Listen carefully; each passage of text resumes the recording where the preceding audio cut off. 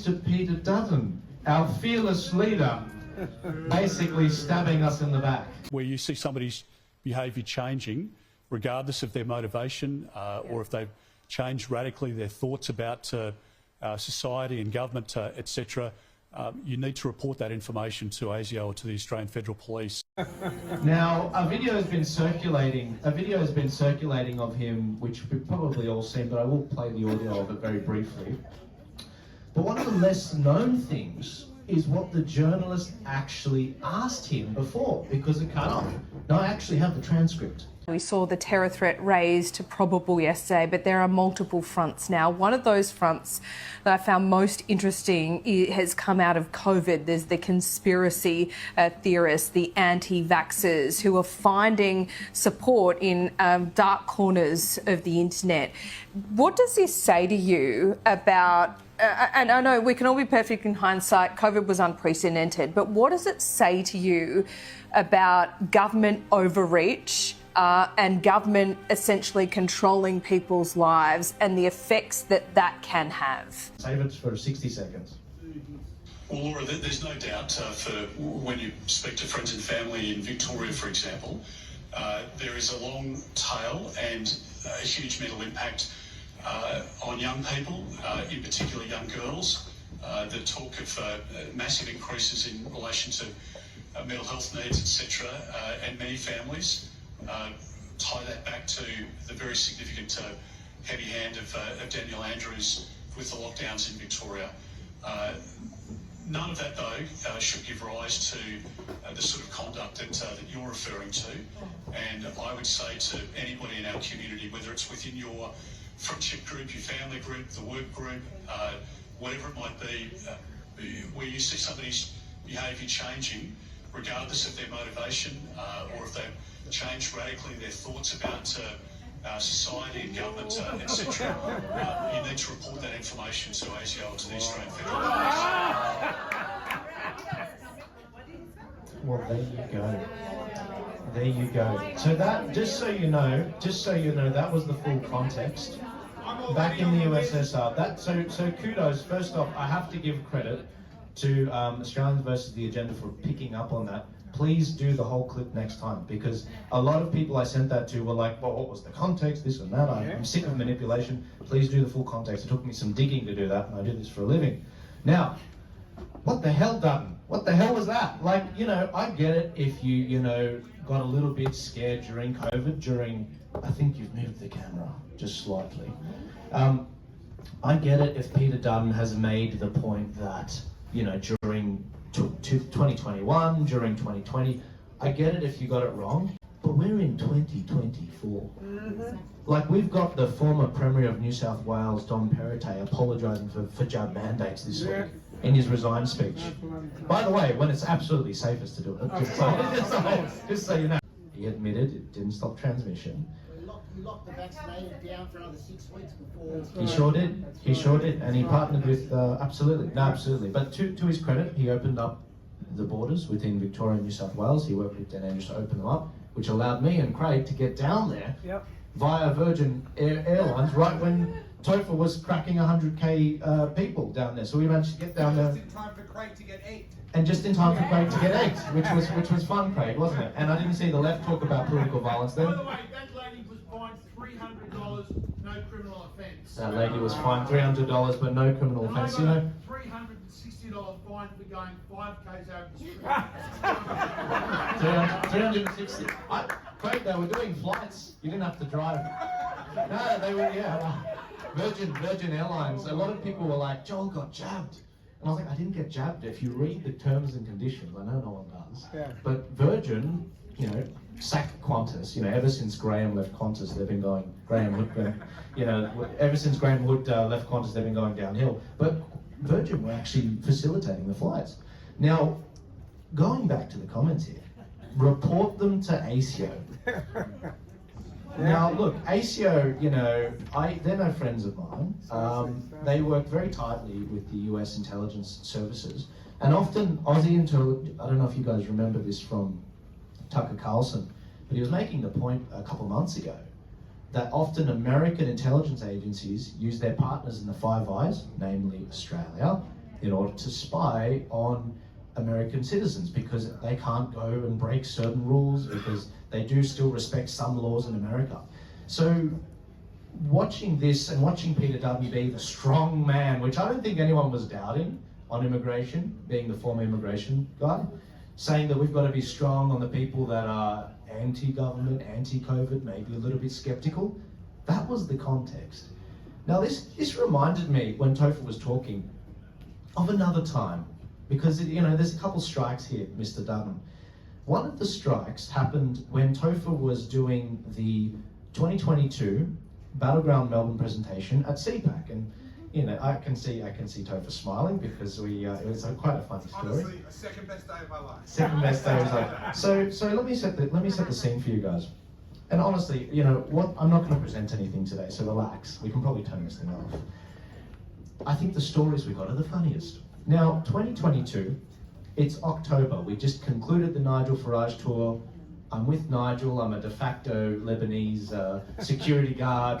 I'm with him in the red, in the red room. With he's sitting down with Alan Jones, and he's sitting down with, watching what's going on. They're sort of talking, and Topher basically has the Battleground Melbourne event, which you should see on his website, going on, and he's got everyone in tears. They're going through what happened. By the end of it, everyone was just, applauding it, standing ovation. It was brilliant. And we were inside and we were appreciating it in the red room. After that, I do believe Senator Malcolm Roberts hopped up, and he was complaining about the fact that Pauline Hanson wasn't actually invited to CPAC, which I thought was interesting. And he did a phenomenal speech, and he was saying, that was excellent, Topher, and this and that, and it was really good. After that, there was a panel of Liberal Party stooges. Of course you do. That's why you've never been back to CPAC. Look, God bless the organisers of CPAC. This wasn't their fault, but because the organisers can't organise what's in people's mouths, but these are I promise you there's a point. I promise you there's a point, guys. I'm getting there. There were 4 panellists on this. There was Nick Minchin, Tina McQueen, who was the party vice president at the time, I think, Amanda Stoker, and Nick Cater. And after that whole thing, everyone's in tears. Malcolm Roberts complaining about this establishment. These guys are basically, like Nick Minchin specifically said, well, I don't think the Liberal Party has to change at all, Well, I think we're doing a pretty good job. To be frank, I don't know that the Liberal Party needs a whole lot of changing. It has profound...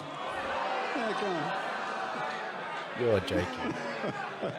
Hey, calm down, will you? I thought we were a Conservative gathering. You're worse than a socialist audience. Give me a chance to speak. I feel like I found myself on the set of Q&A. Oh, wow. Please allow Nick to finish what he's going to say. Wow. Now, come on, a little bit of courtesy. Insult we are the courteous audience, on the what I Conservative side. And everyone laughed at him. Of course. And he started, telling off the crowd, and you had Nick Cater saying... We got one of those lefties get in the room. Is that what happened? One of the lefties from outside?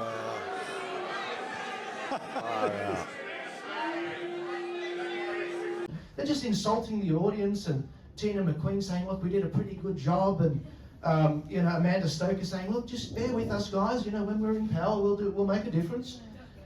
Now, they just insulted the crowd. I happened to be with Nigel Farage in the red room. We walked out, and we're like, what the hell's going on? Why is there booing?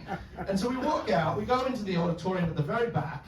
At the very moment, Nick Cater is saying, is that a socialist that's gone in? What is this?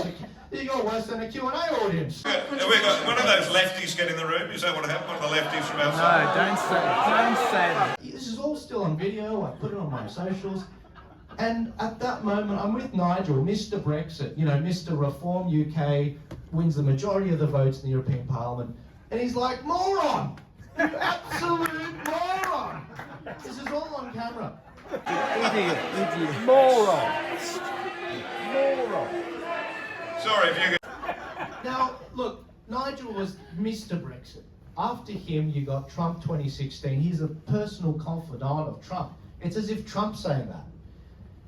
And these guys are so blind, they're insulting their own base. Now, and we're going full circle now, what did Peter Dutton say on Sky News when he was asked about this? Because this raised quite a bit, ruckus. What do you say to those people? Well, I reject it, to be honest, Chris. There's an element there of One Nation and Palmer supporters and an extreme right element that, frankly, is is, you know, on the fringe of the political debate. The people I'm most interested in representing are the Howard Battlers, the tradies and people that are working hard, that believe in freedom of choice and all of the values that the Liberal Party represents. He basically said, well, those aren't Liberal voters, they're all One Nation, Libertarian Party and UAP voters. And it's like, yes, sir, but they used to be Liberal voters. Yeah, that's right. And that's the problem. That's the problem. The Liberal Party has been declining in their vote. They used to get, years ago, the mid-40, 45% primary vote, meaning, you know, they get about 45 and Labor gets about 45 and the minor parties get about 10%. But that's changed because you've strayed from the Menzies We Believe statement. Well, your statements on surveilling people is completely gone. You don't believe in small business anymore. You believe in higher taxes, locking people down in the big state. And Peter Dutton is supposed to be the right of the Liberal Party. He's meant to be, you know, not like Malcolm Turnbull, who's basically a fake Liberal. He's meant to be Peter Dutton's meant to be the most right person. So that kind of leaves us in a bit of a weird position for the next election. And again, it doesn't bring me any pleasure doing this, but this is why I'm not in any particular party, so I can be honest with you guys. The Liberal Party right now around Australia is in a bit of a precarious position because you get phenomenal Liberals like Alex Antic who have effectively taken over South Australia because, and God bless him. So Alex, because they still have their vote there within the system, they've managed to secure Alex the top spot on the ballot. Meaning that he's around for another 5 years. There's nothing I could do or you can do. He's in for another 5 years, which is really good. But the problem is there's other states like New South Wales and Queensland where a guy like Senator Rennick is now about to be kicked out. So it's a bit patchy right now, and that's a real problem. That's a real problem. So where things stand right now, again, nerd brain over here, this is what I do all the time. Where the states stand with the Liberal Party, if I was, again, I don't join political parties. If I was asked, should I join the Liberal Party in each of the states? If it was South Australia, I'd probably say yes. If it was WA, I'd say yes. If it was Victoria, I would actually say yes, believe it or not. And I'll explain why in a second. If it was New South Wales and Queensland, I would say no. And if it was Tasmania, I would say yes. So it's very patchy. One of the reasons it's like that is in New South Wales and Queensland, one of the things that got Senator Rennick kicked out and Matthew Kamanzuli of New South Wales is when there was a dispute within the party and they went to a judge, a man of the law, to say, hey, can you police this? I'm being thrown in the party, or, you know, I haven't had a fair ballot. When they go to the judge says, well, it's not just justiciable, meaning judges aren't allowed to get involved in matters of political parties. Basically, political parties are a law unto themselves in New South Wales and Queensland. Now, that's not the case in Victoria, thank God, so people like Moira Deeming the door's still open for them to take over the Liberal Party off John Pizzuto. Again, you guys don't know these names. I mean, these people are so irrelevant. They're so irrelevant. If you know, oh, you do? Well, you guys are my Spartan warriors then. God bless you. Into our brains. So the reality we have in the next election, it's a bit patchy. It's a bit patchy. And the one thing I can encourage you all is we are still moving forward. We are making significant gains. As I said, Senator Antic did take over the South Australian Liberal Party. And in WA, we're seeing Nick Goran do a phenomenal job. But in New South Wales, our answers kind of lie in the minor parties at this stage. That's where things lie. And as long as Peter Dutton, oh, Topher, don't drop the books. Can't have that. As long as Peter Dutton is making comments like this, those voters that used to be with him, they're never going to come back. But other than that, I've got nothing else to say. Is there any random questions out there that people have that I've been talking about? Anything at all? Because I understand I can move pretty quickly. Yes, sir. What do you think of Matt Green's defection? Are you surprised? Not at all. Matt Kean, meaning Matt Green. That's right. He was what was he appointed? Climate czar or something? So he's basically in hand in glove with Anthony Albanese. He's in the Liberal Party, but he's He's a Labor Party now. But he's Labor Party now, and the idea that, thank God Tony Abbott's finally found the guts to say, can we throw this guy out now? Like, it took you long enough. Matt Kean, he's the reason why we have no plastic straws. So, yeah, see now you know who we are. There you go. So that guy. When I was in Zimbabwe, I brought back a ton of plastic straws. But anyway. Yeah, sure. Yeah, what's your... That's right. Yeah, please. Yeah. Albanese's terror threat, very worried about it. And I think that's what's stirring this on. It's clearly what's happened is we're seeing what's going on in the UK, and you never let a crisis go to waste. Hillary Clinton. And what they're doing is the establishment has their goals. They know what they want to achieve. They want to achieve a security state. We're clearly probably going to go into a war very soon, unfortunately. And what's going on is they're trying to lock down the populations and get their ship in order. Now, in order to do that, they have to roll out the security state and use people as scapegoats like Tommy Robinson and others in order to roll that out. One of the challenges is, though, no one's talking to each other in the UK. No one's talking to each other. All the leaders, Majid Nawaz, Tommy Robinson, all of these guys that, you know, that they're actually making great points. They're not talking to each other, and that's really unfortunate. I'd hate a day where I can't pick up the phone and talk to Topher. Say, hey, I think you missed something. I think you missed something here, and him do the same with me. That's where they're at there, and it's because of generations of, sorry, I didn't realize there were kids here. Generations of sexual assaults of kids in the UK, which is really sad, and it's really upsetting because the establishment hasn't dealt with it. The establishment isn't talking about it and addressing it, as many of these Muslims want them to, like Majid Nawaz, and now we're in a difficult position where the UK is on the brink of a race war, which doesn't make any sense. It shouldn't make any sense, but that's where we're at right now. And it's something that, you know, I was with a Muslim bloke for breakfast this morning. There are so many Muslims here that are really worried about that, and they don't want Sharia law. They don't want any of that. They came to Australia to build a family, build a life, you know, abide by the law, and they're against the jab, they're against the voice, and they're against, you know, the LGBT, same-sex marriage vote. And so those things aren't being articulated, and unfortunately, Keir Starmer, the Prime Minister of the UK, he is jumping on this so that he can roll out his security state. But anyway, guys, I'm going to have more on this next week. Should I take one more question? Yeah, sure. Yes, sir. Any update on what payment might do? Payment. Oh, not yet. I did talk about that last week. That was the senator that left the Labor Party guys, and there's a lot of speculation around her maybe starting a Muslim party. One observation I will say is there's no pressure on her to do it this term, because she got elected in 2022. Senators get in for 6 years.